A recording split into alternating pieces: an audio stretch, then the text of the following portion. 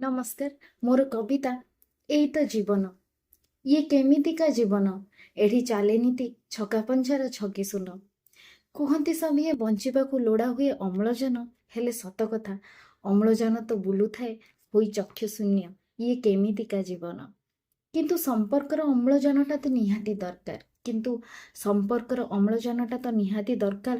ନହେଲେ ଜୀବନଟା ଲାଗେ ପିକା ପିକା ଆଉ ମୂଲ୍ୟହୀନ। ଇଏ କେମିତିକା ଜୀବନ।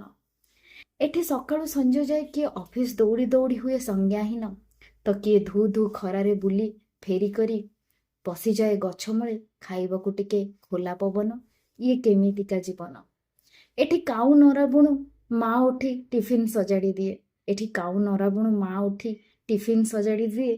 କାହିଁକି ନା ତା ପିଲା ଯିବ କରିବାକୁ ସ୍ୱପ୍ନ ପୂରଣ। ଇଏ କେମିତିକା ଜୀବନ।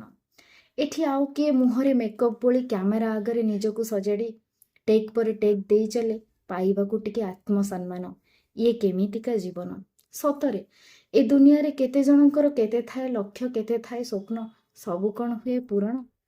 ତଥାପି ଏ ମଣିଷ ବଞ୍ଚିବାକୁ ସବୁଦିନ ଚେଷ୍ଟା କରୁଥାଏ, ହସି କାନ୍ଦି ସଂଘର୍ଷ କରିଥାଏ। ହେଲେ କାହାର ହେଇଯାଏ ସବୁ କିଛି ପୂରଣ, ଆଉ କିଏ ହୋଇଯାଏ ପୁରା ଭିତ୍ତିହୀନ। ଏଇ ତ ଜୀବନ, ଏଇ ତ ଜୀବନ।